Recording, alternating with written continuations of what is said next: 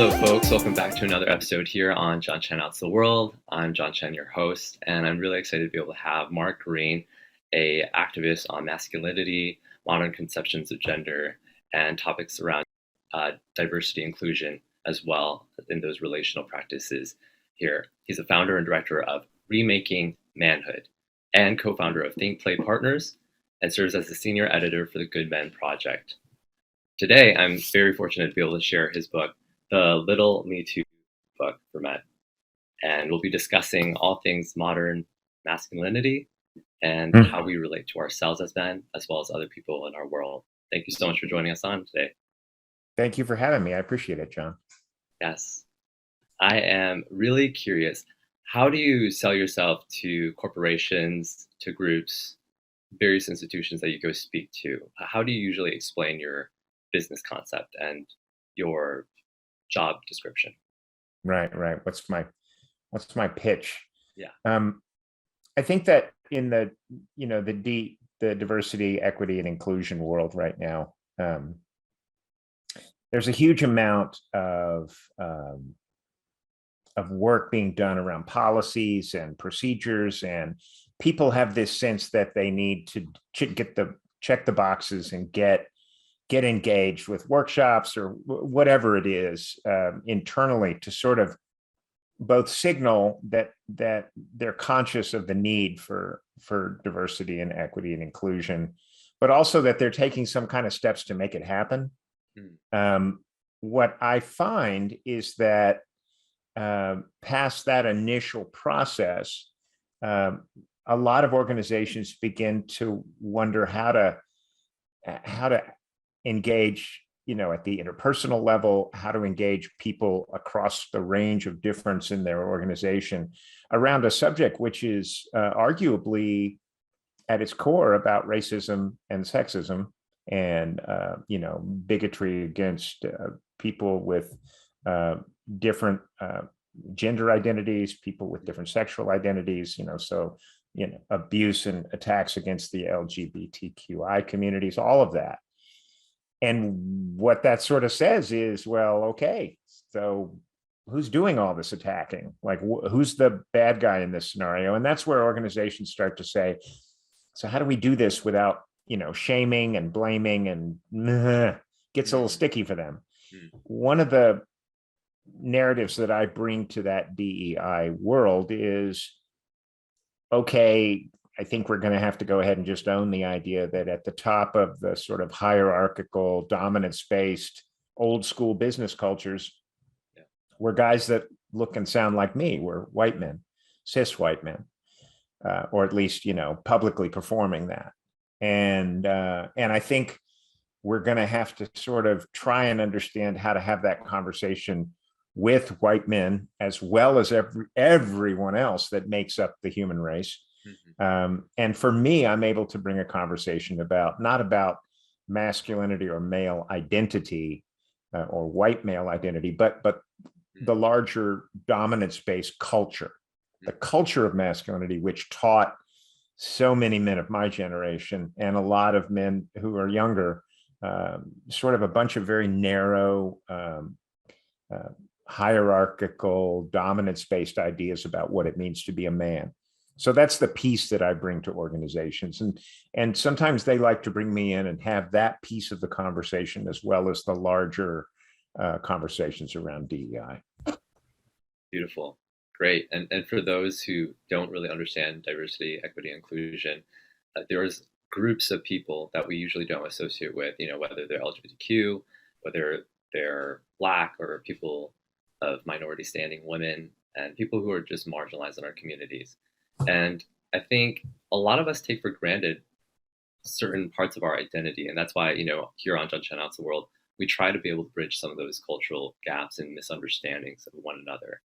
And to be able to not mandate any certain sets of beliefs about one another or ourselves, for that matter, but to be able to allow the space and a process to be able to figure out what is it that we want in a collaborative civil society, right? And in these spaces like academia, in businesses, how do we promote the work culture? How do we promote relationships so that there can be a functioning program or work environment?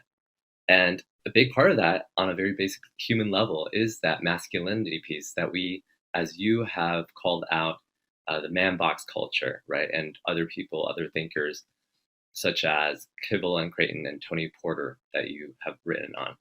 And you say in your book in chapter 1, while Me Too, right, the Me Too movement started by Hunter Burke, you rephrase it for men as well. While Me Too calls out for our better angels, it also compels men to make a fundamental reassessment of everything we have suppressed, denied, or taken for granted about our own masculine identities, which makes talking about Me Too the single conversation many men do not want to have. What do you think it is? I mean, certain examples come to mind as we'll get into your book. Are those themes that we're trying to suppress? What are those ideas a lot of the times that you talk about that are problematic? Right.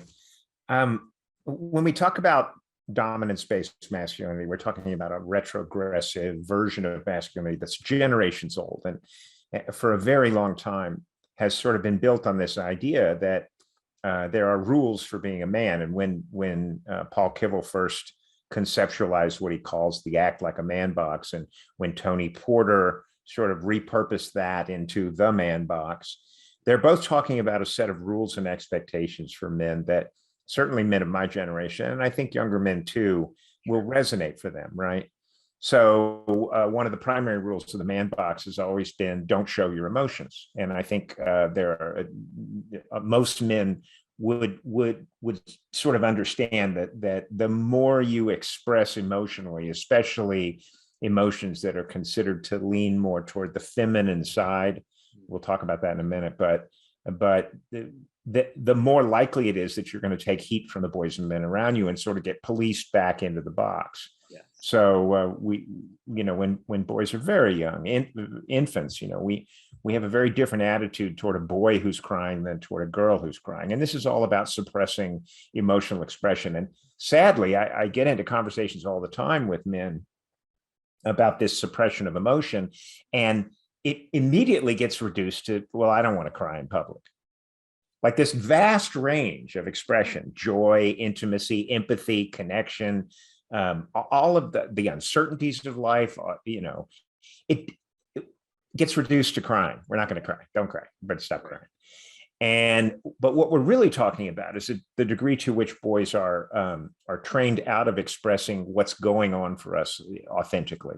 Boys and men are simply told, you know how to perform confidence, you know how to perform dominance, you know how to perform toughness, you know how to perform leadership. Don't perform anything else. And the other rules of the man box include things like men are always, wage earners, breadwinners, never caregivers. Mm-hmm. That men have power over women and girls. That men are always heterosexual, not homosexual. That men are tough and don't show pain. Yeah. And these are sort of the old school John Wayne idea of masculinity. But the challenge with man box culture isn't just that there's a degree of these sort of rules in place. Man box culture actually comes into play when boys collectively and men collectively are policed and bullied into doing it one way, which is this way. Yeah. So that's the big issue at hand for boys and men, is that we have huge aspects of ourselves. And I talk about this in the book, certainly men in my generation, but even men today can have really significant parts of themselves that don't fit that sort of brittle, narrow definition of masculinity. And I often name, there are men of my generation who had to hide something substantive about themselves, like their sexual identity. Gay men spent years hiding that aspect of themselves because they knew they would be kicked out of the club, which is a minor concern compared to they might be attacked or murdered, because that's not acceptable in terms of old school traditional masculinity. So we have to understand that all of us, though, have secrets, things that we know don't fit. And it can be very large things like our sexual identity, or very small things, just like maybe we have a tendency to be more emotionally expressive or kinder to our wives. I mean, we literally have a culture of masculinity where if you say, I did a kindness for my wife, the men around you will tell you that you're, pussy whipped or weak, or that, you're not running your household anymore. So we can't even express simple kindnesses. We have to do this tough, stoic, bully performance of masculinity. And that's deeply isolating for men and leads to epidemic levels of social isolation in American culture and elsewhere. Right on. I see that even in my own life. I mean, I think plenty of men resonate really well with what you say. As I'm reading through your book, it's a short read. Definitely get your hands on it, especially men who feel like they don't belong in this man box culture, who haven't succeeded in this type of economy. I didn't. I think the term alpha, beta, whether some argue there's some biological elements to it or not, I think at least on a cultural understanding, we're supposed to uphold one another. I think even with the premise of DEI, we want to be able to respect whatever culture we're coming from. I didn't come from a culture that valued men to be a certain way that the American prototype of men are supposed to be, right?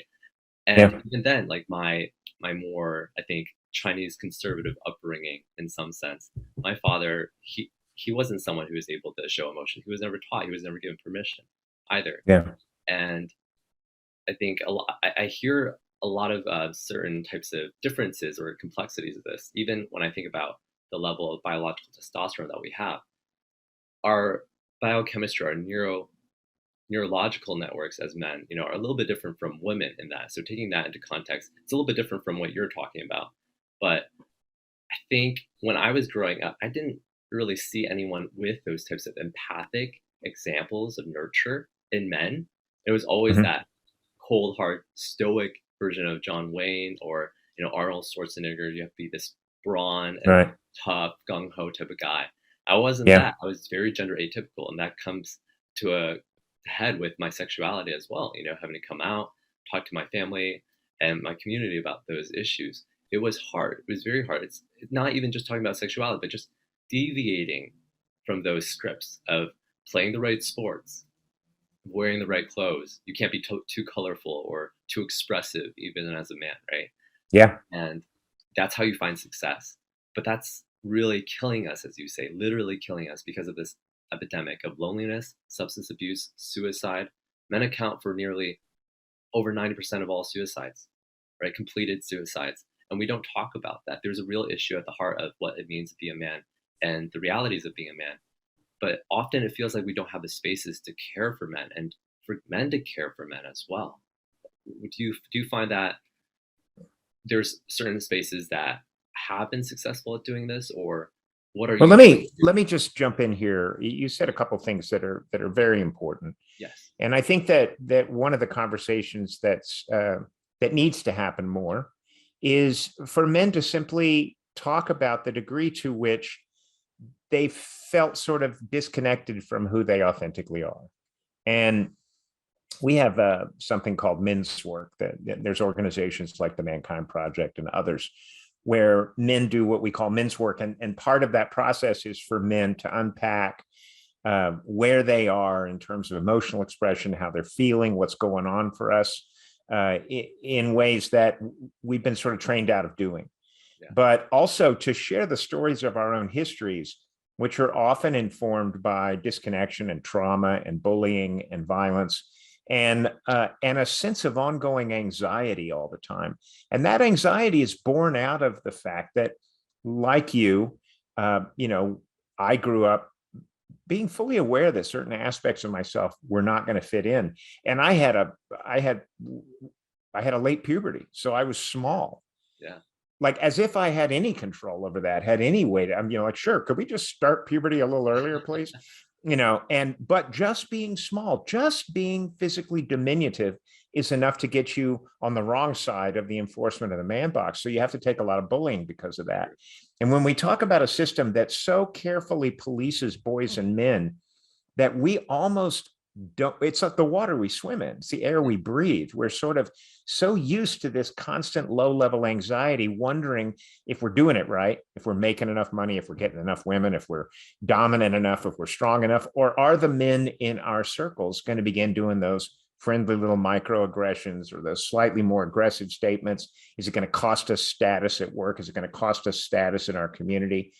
So instead, we just flip over to this dominance-based behavior because the anxiety gets to be so strong for us sometimes that it comes out sideways as aggression. It comes out sideways as violence against underrepresented groups or other folks. Remember, in a very strong dominance-based culture, and there are places in the world where it is less so and places where it is more so.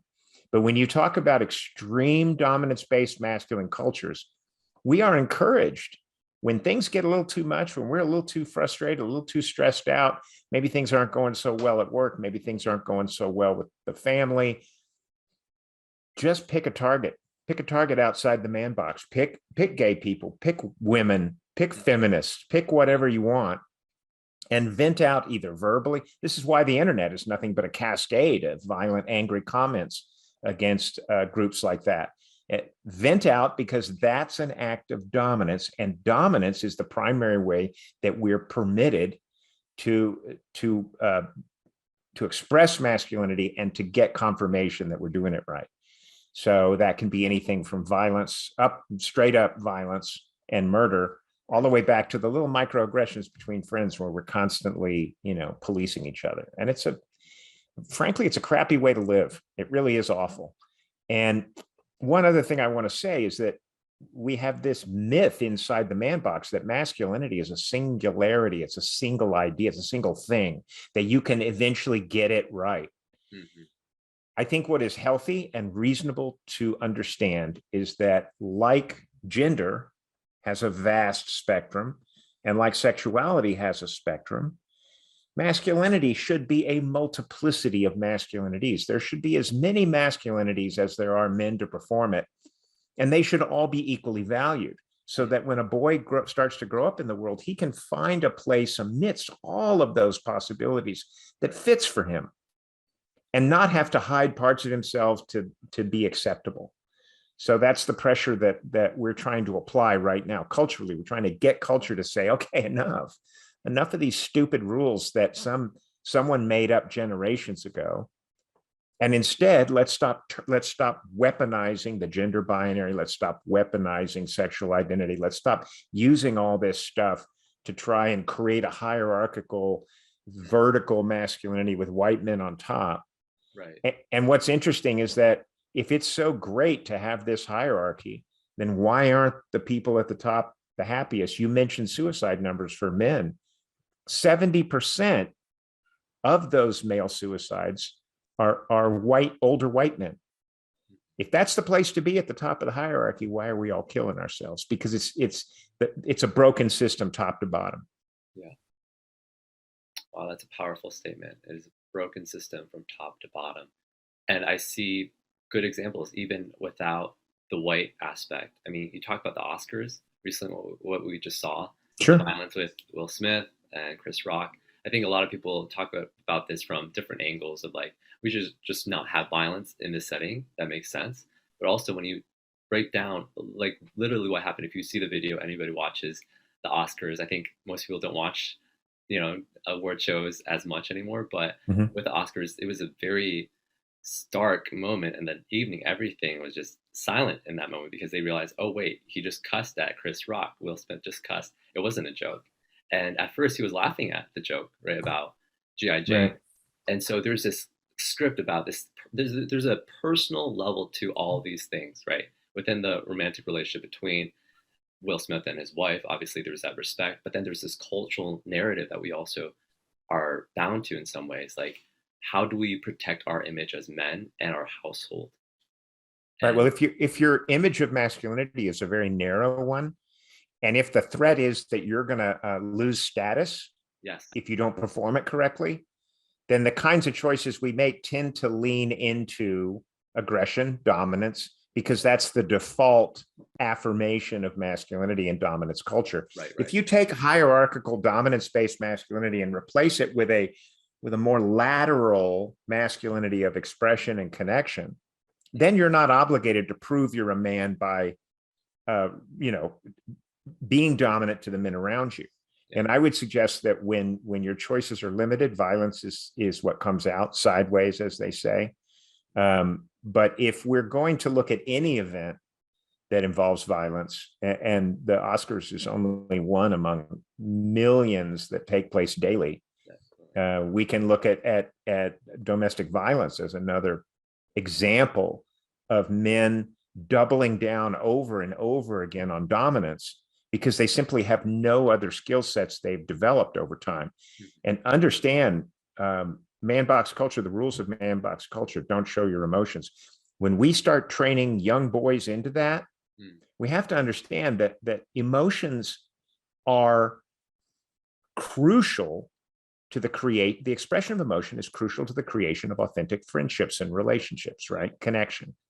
And when we tell boys don't show your emotions, what we're essentially doing is cutting them off from forming authentic relationships where they bring their whole selves, where they bring their full expression of self. So boys and men start getting into what we call relationships of proximity. They're just, if you're a young man and you go to the gym, you're friends with all those guys at the gym. But if you change your gym, you just drop all those relationships and pick up the next one, because what's the difference, right? We all talk sports. We all talk some surface level stuff, who we had sex with, how much money we make, and we go on. Men go out and they drink beer for 3 hours with their friends, and they don't know any more about what's going on in terms of our real struggles or our real challenges than when they got there. And this can go on in friendships for years. And if you do try to say, hey, how are you doing, man? What's going on for you? Hey, I'm fine, man. I'm fine. So we've been trained out of this expression of self. And this is what leads to the incredibly high rates of loneliness in America. Cigna did a study in 2018. And what they arrived at was that nearly half of all Americans feel sometimes or always alone. And we have to understand that women are impacted by this social isolation metric as well. Because if if a significant number of women are in relationships with men and those men have no social connection, we often say, oh yeah, my wife takes care of all that friendship stuff, or I'm friends with the dads at the PTA, whatever. This level of social isolation is equal to smoking a pack of cigarettes a day in terms of its health impact. So men who are lonely, who don't have a circle of male friendships that are authentic, that they can rely on, have dramatically higher levels of heart disease and neurodegenerative diseases and diabetes and obesity and depression. And they literally die sooner because of that level of isolation and loneliness. And so you back yourself up to a world that tells boys don't show your emotions. You're breaking the boys out of the opportunity. You're blocking them from the opportunity to do the trial and error work over the course of years in their young lives to learn not only how to express emotionally, but to express in nuanced ways, to do that fine tuning back and forth with other people, and to learn how to be in the world and hear the emotions of others without collapsing into them, and holding difficult emotions and holding uncertainty and considering context and all the things that we can learn to do if we're not blocked. So it's a huge issue in terms of how that culture of masculinity, that man box culture, leads to social isolation for boys and men, along with extremely high levels of anxiety. I completely agree. I think there are a lot of compounding effects and symptoms of this man box culture that we're growing up with. And I really resonate with, I think even your generation, like just because we have certain age gaps, there's not been that much of a change. I think we're moving toward the right direction in various areas in terms of talking about sexuality, in terms of talking about our interests, as men, should we like dress a certain way or should we talk a certain way? I think that's being challenged, especially from the LGBTQ front, right? Especially from the feminist front. We need to have those conversations there. But as men, as straight men, as men in, more rural conservative parts of America too, I know that there is that isolation. I grew up with other guys who have expressed the same things, a desire for more intimate relationships with other men. And I think if you look at it from like, psychological end, men aren't as verbose, or they actually talk more in certain settings. Like studies have shown like they talk more than women, right? In certain settings. And if the context is right, like there's higher status, but men aren't as verbally intelligent as women in certain ways. Like didn't we just talk about the fact that they're never allowed to grow that capacity? They don't have that space. So, and I'll tell you something else. You talk about men's work. like with the Mankind Project. What we're talking about is circles of men who come in and sit down in a room, and they do so. Let me show you what men don't do. I'm gonna do it for you right now. I'm gonna do what's called a check-in, and this is the idea of a check-in is when you first get into a men's group. One of the things you can choose to do is check in where are you at? Where are you right now today? What's going on for you? Right. So if I was going to tell you my check-in right now, I'd take a breath and I'd think about where I'm holding tension or anxiety, and you can check in on where it's in your body. And right now I'm kind of feeling it in my chest, a little bit in my gut. But I'm both. I have some positive energy today because there's a couple of projects I'm doing that I'm really excited about. I enjoy being in conversation with men like yourself, so I have some up energy about that. But I also have this river that runs below it of grief and sadness because we lost a family member a while back, and the repercussions of that are still echoing through my life. Often we try to turn away from grief and sadness, and it just reminds us that's not the way to deal with it, man. You got to talk it through. You got to feel it. You got to be in it until it finally passes. Right. So that river of sadness is here, and it's compounded by the seriously challenging stuff going on in the world. So I sometimes have to stop and just let that grief be part of my day. And I don't want that. I don't want that in my life anymore. It's been going on for a number of years now because of COVID and because of politics and because of some things that have happened in our own family. I don't want it, John. I don't want that in my life, but it's here. So with that, that's my check-in.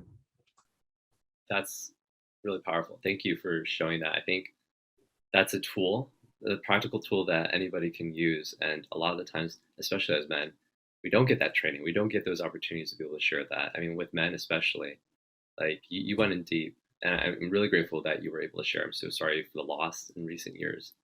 Yeah. Well, one of the things I was going to say about men's work is very difficult to get men in the room. Very difficult. They're like, no, it's not for me. I don't think I'm going to go do that.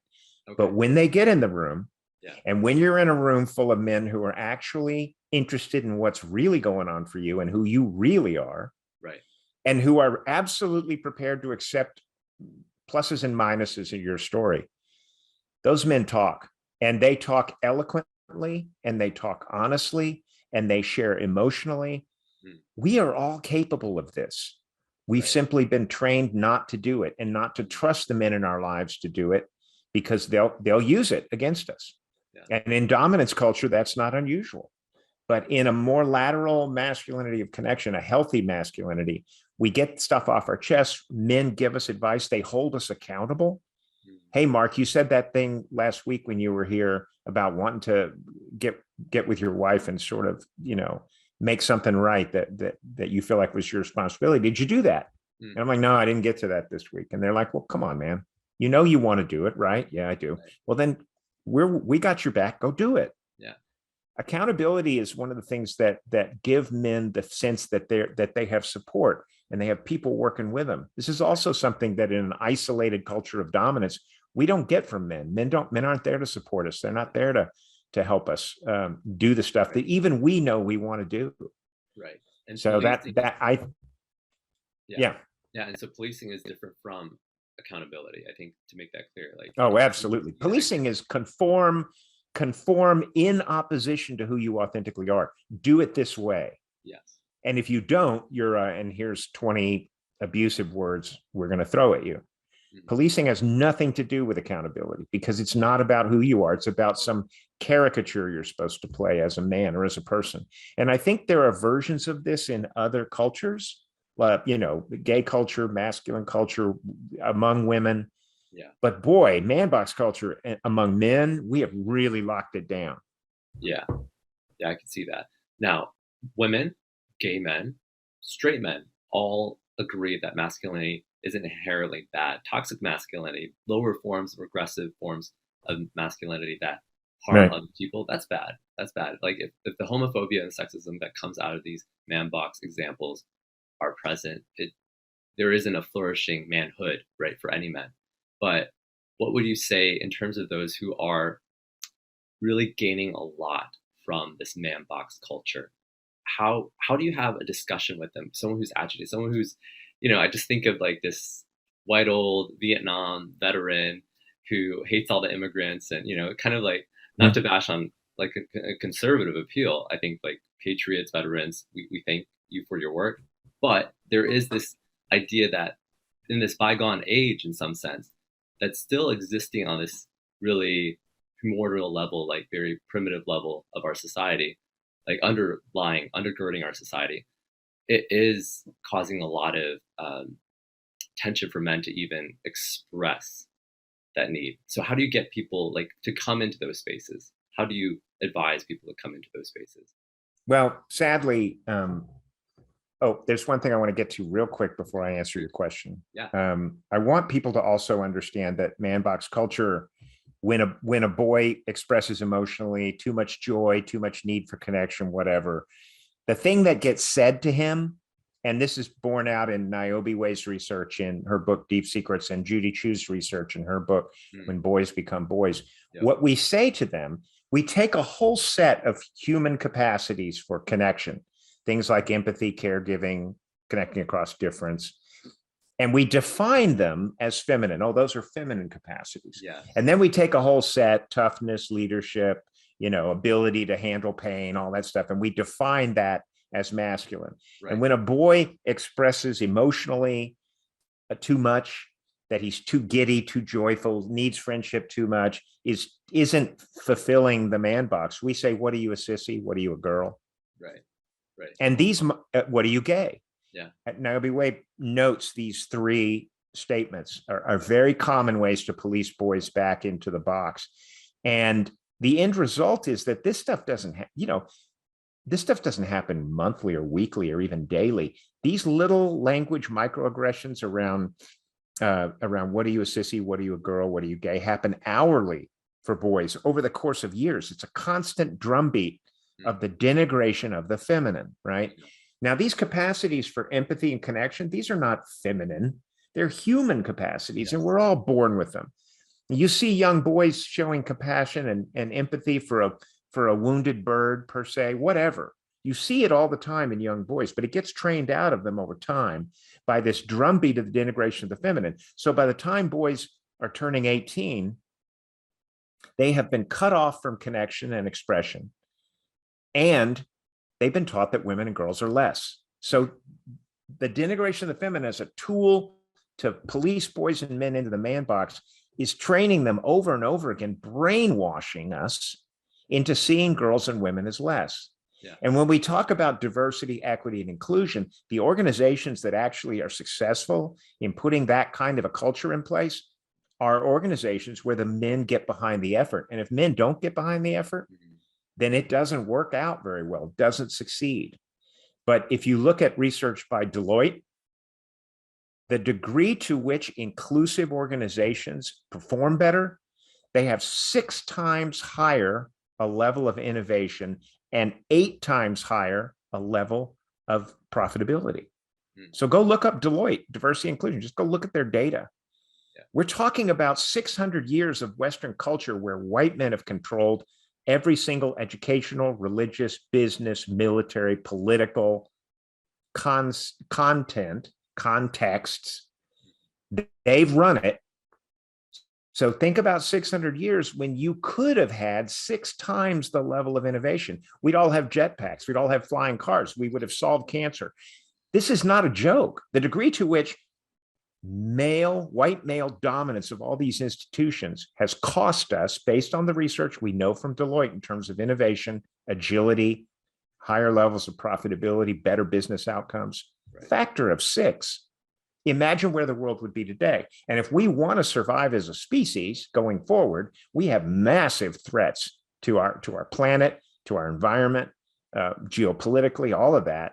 We better get women and people of color and gay people and get the mix of full humanity in, not only in the organization, but in leadership positions, if we want to jack that innovation up to 6 times and start solving problems. Now, you had said Yep. How do we get men into these spaces? I was thinking right. about the cost of speaking up because you bring that up. You have Billy and Joe the bullies, Yeah. and you understand even as a guy when you go through the norm. Like I was at a party once for before Halloween this past year, and I kind of I do this kind of facetiously, but I know that the group I'm with, they're probably not accustomed to people who are sexual minorities and so forth. So I asked one of my friends, and she has like tweezers. I asked them to like, hey, can you do my eyebrows? I don't do my eyebrows. I hope my eyebrows look good.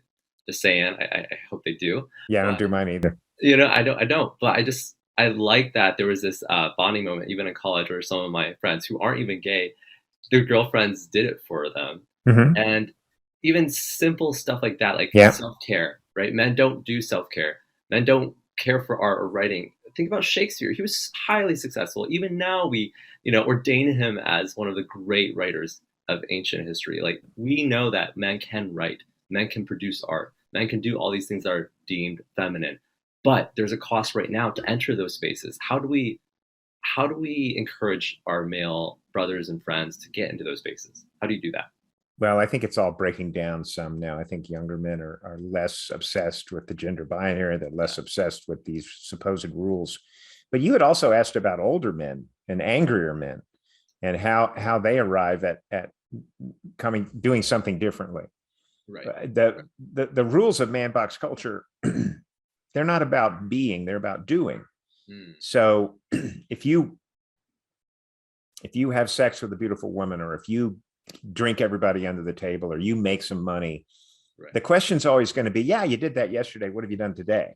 Because it's doing, constantly competing for who did the most, got the most, has the Mm, most power, is the most mm, dominant.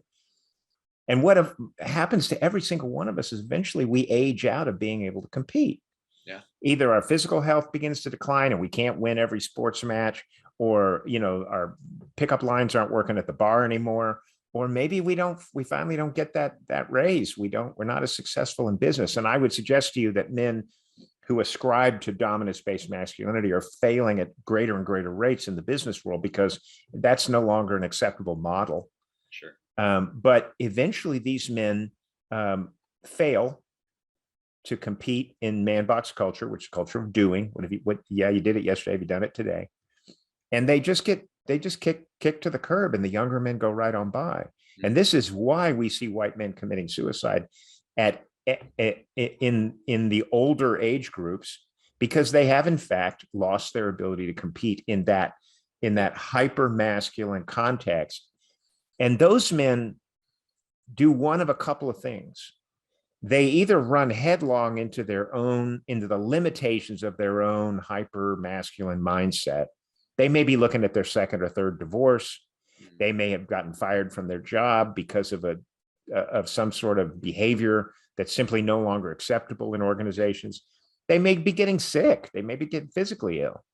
They may have a self-medication problem, trying to manage all that anxiety. But one way or another, they run into the brick wall.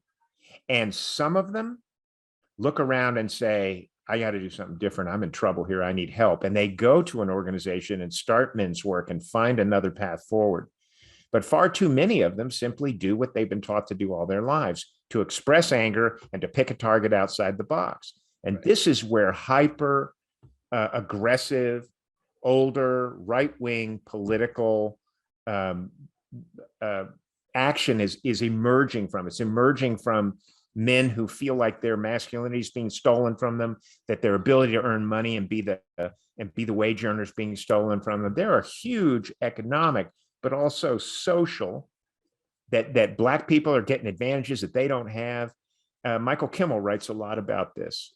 It's called aggrieved privilege, Mm, and the idea that somehow something's being taken from them. What's really gotten taken from them happened much, much earlier. And that was their ability to be in community, to mm, be in connection with other human beings, to be part of a collaborative, collective whole. yeah. We have a culture of individuality in American masculinity, which teaches men that you pull it up by your bootstraps and you do it yourself, or it didn't happen at all. And that's all been driven by political narratives around what a real man is, what social spending is, what community is. I mean, they made fun of Obama because he was a community organizer early in his career. And to them, that was the biggest joke of all. But when we talk about isolation, some men go do their men's work and they have a catharsis and they realize I gotta drop all these walls and all this show I've been doing and find something real in my life. I didn't go to men's work until I was 55. I spent 5 decades of my life trying to do the man box. And I wasn't attacking gay people and I wasn't doing all of that, but I kept feeling like I was standing to one side, watching myself trying to do it right and never getting it right. And I had a couple of divorces and I had some drinking and I had a lot of jobs that came and went. Honestly, if I had just been my authentic self from day one, I would have been closer to where I am now. And right now, I find that people gravitate toward me instead of away. I find that my work relationships are really interesting and innovative because I bring my whole self. Right. You can do this work. I mean, if you're a man out there and you're listening to this and you're thinking, some of this sounds familiar, and you're in your 20s or 30s, start the work then. It's up to you how you want to spend decades of your life. Right. And that's, again, like I've used this word powerful, but I will use it again. I think your example definitely shows many of us, generations of men, that there is a tactic that isn't working. It's not been working for decades. And people are waking up and you're helping people wake up to that. I really want my viewers to be challenged in the idea of like, what do we conceptualize as healthy masculinity? Is it something that's just taken for granted, the things that have been passed down to us?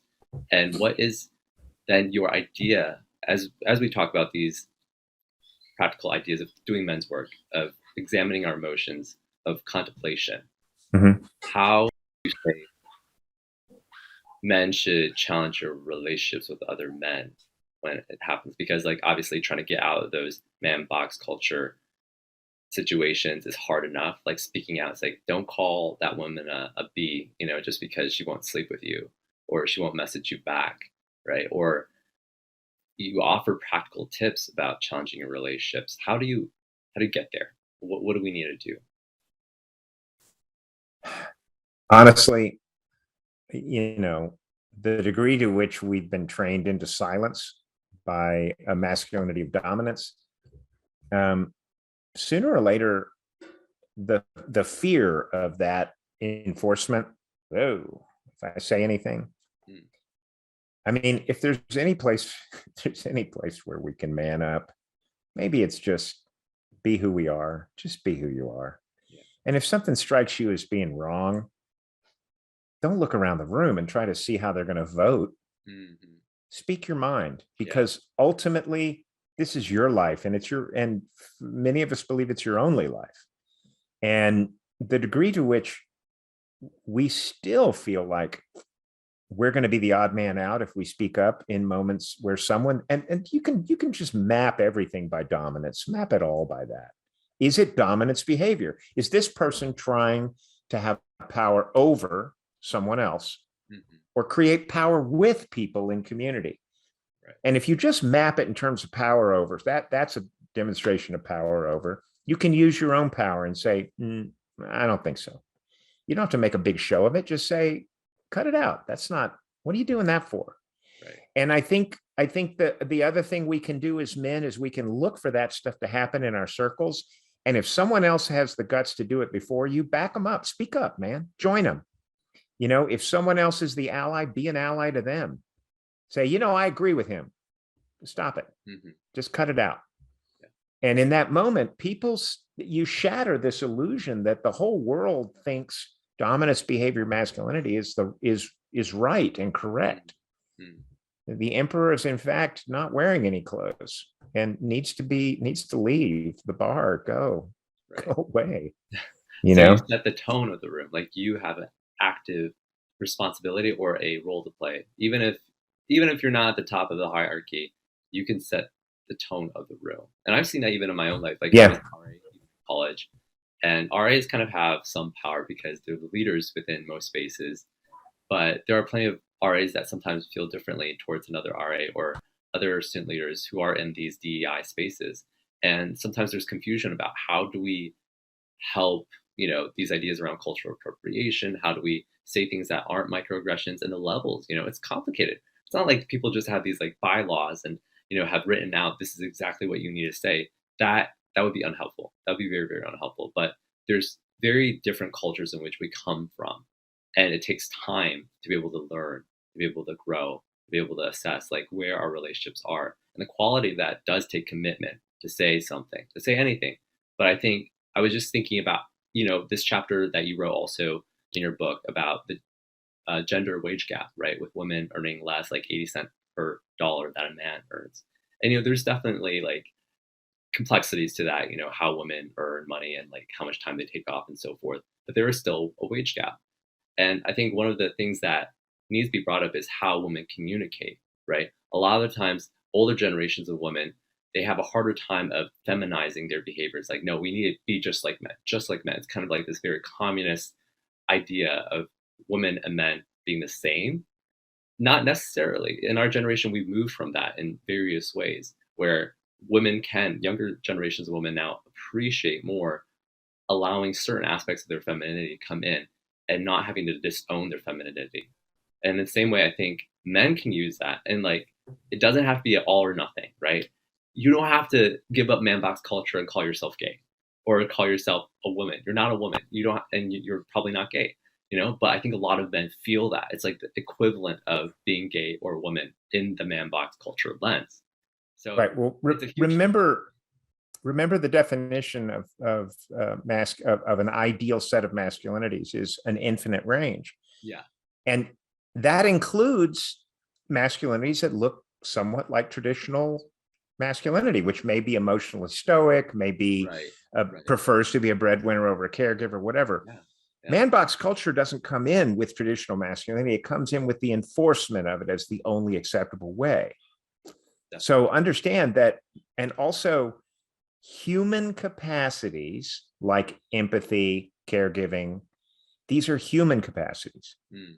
So if you want to see toughness, you want to see what are traditionally masculine capacities to play through pain and to be leaders and to compete, just look at the U.S. women's soccer team, man. Mm. The idea that these things are somehow masculine or feminine, we need to let go of that and say these are human capacities. And if you take half the population and say, sorry, boys, no empathy for you, and take the other half and say, sorry, girls, no leadership for you, we're raising generations of young people, never mind the non-binary people in the middle of all that.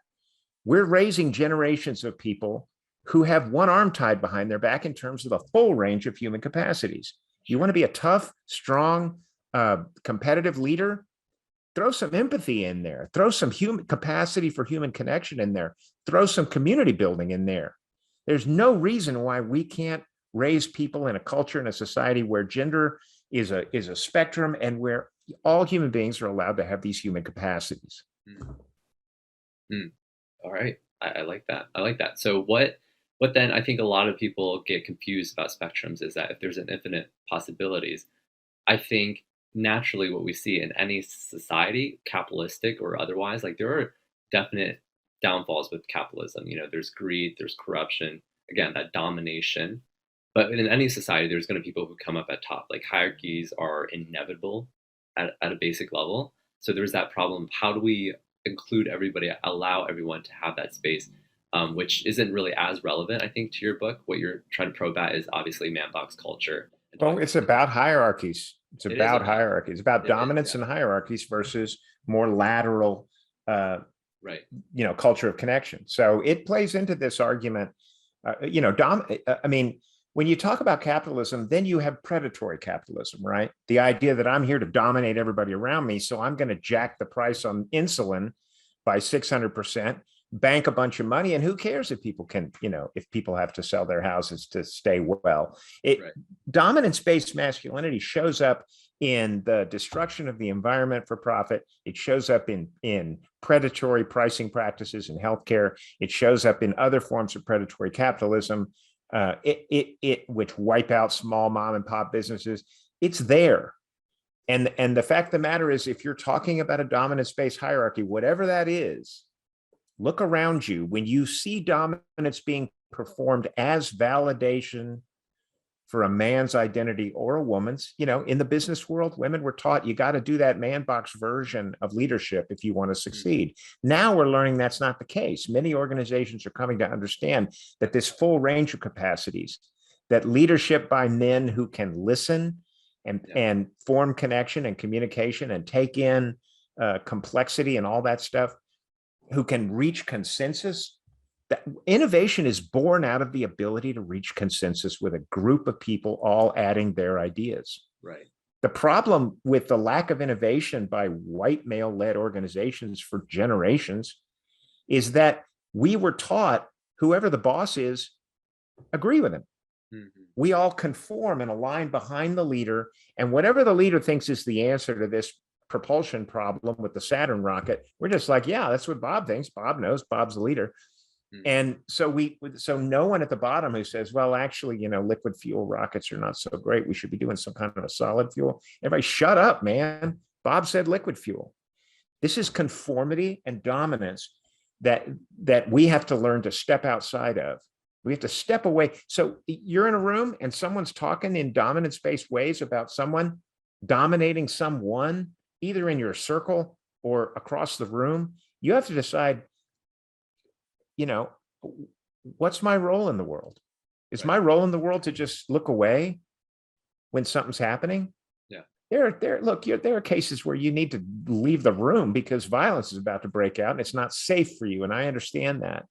But from microaggressions among your friends through to acts of violence playing out in front of us, somewhere on that range, we have to start taking action.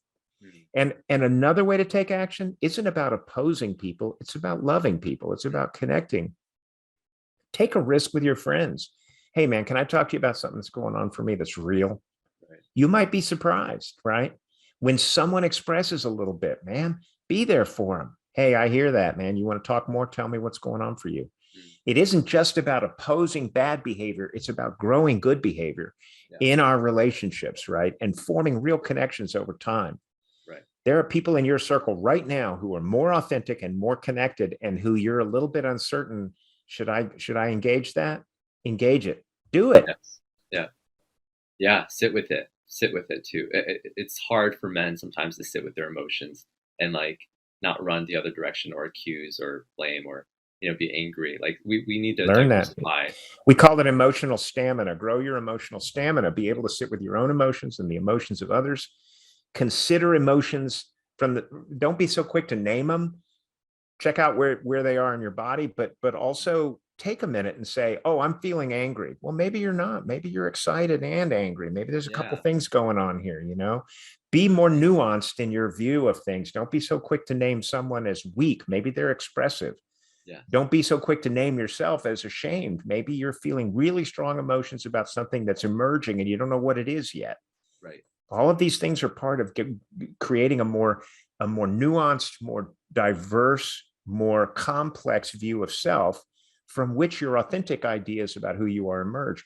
When I was a kid, I remember standing at my grandmother's funeral and I'd been so beaten down by the world that I realized I should be crying or having an expression of some kind of sorrow. So I did my best job, tried to cry a little bit. But my experience in that moment, and I remember it to this day, was I was standing next to myself, watching myself do this performance and wondering if I was getting it right. Because whatever my true response was well and truly hidden from me. Long ago, it had been beaten out of me. Right. If you do men's work, if you connect with your friends, if you begin to speak more honestly about what's going on for you, what comes out of it and what came out of it for me was now when something happens, I don't have what do I think of this? That doesn't happen to me anymore. When someone expresses affection for me, I don't go, oh, what am I going to? An authentic, real response is there. My internal voice is clear to me now. Yeah. Because I know it gets created in relationship with other people and I'm in relationship with people. So I get it. It comes out. Right. And this is freedom. This is absolute freedom to know what your response is like that. In the world. And that's what comes from men's work, from connecting, from being authentic, from this healthier version of whatever gender we ascribe to. Right. Healthy mass, someday, man, let's just be done with gender. Let's just be done with it. Let's be done with the binary. Let's be done with that. Yeah. Let's just be human, Yeah. Yeah. I think that's more of a radical statement than anything else that's been said. And I think we should pay homage to that idea. There are a lot of cultural conceptions of what men and women mean. And it's not like sex will be bygone idea. Like that's still going to be a useful construct, obviously. Pick your version. But the idea that somehow this binary is doing anything but creating violence and pain. Understand the gender binary is promoted most vociferously by white supremacists and male supremacists.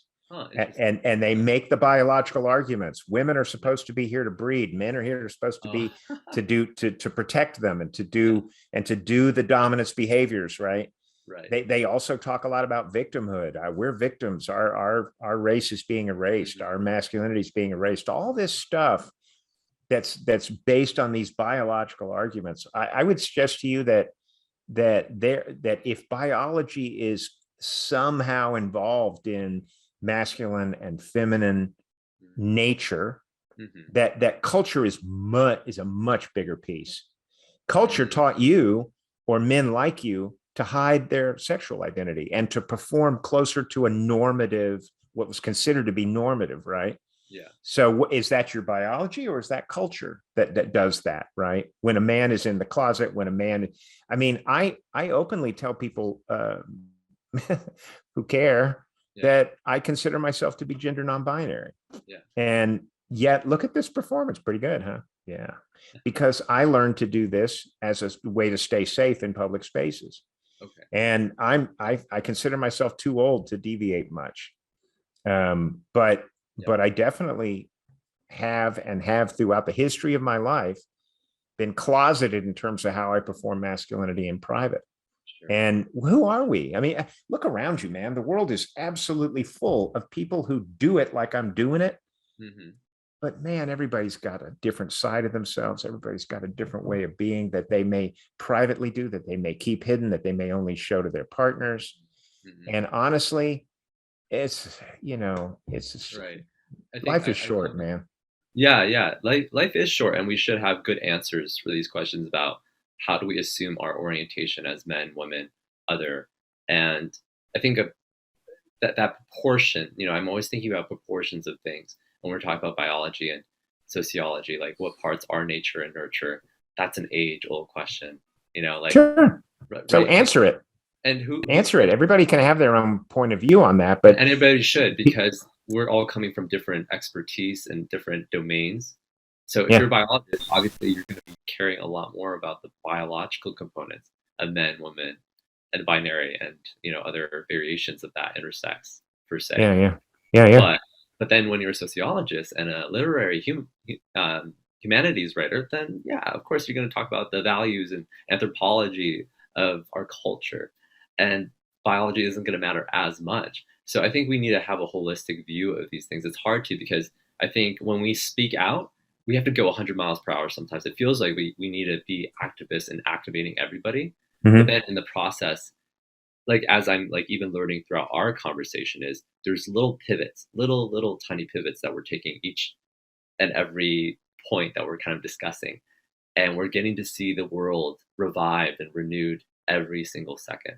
And so I just find that this book and the ideas that are presented here, it just brings us a lot of hope, but also challenges, right? Whether those challenges are deviating and destructive to our world depends on where we come from. And also the hope that it offers, obviously, is a more reformed and healthy form of masculinity. What do you hope people will ultimately get out of this book and out of this conversation we're having? Well, I in the very opening paragraphs of the book, I say something very simple. I say, if men can begin to understand and see that there is a larger culture of masculinity that is separate from our individual identities, but that taught us how to view that, how to construct that for ourselves over the course of years. If we can see, put a little wedge of daylight between the larger culture and our individual identities, it's in that little wedge of daylight that we can begin asking ourselves questions. Why do I believe what I believe about women? Or why do I believe what I believe about what it means to be a man?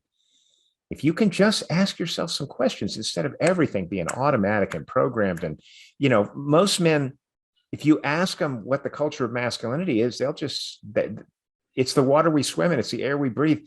It was taught to us by our mothers, our fathers, our sisters and brothers, the kids in the neighborhood, our coaches, our teachers, the minister, television, radio, movies.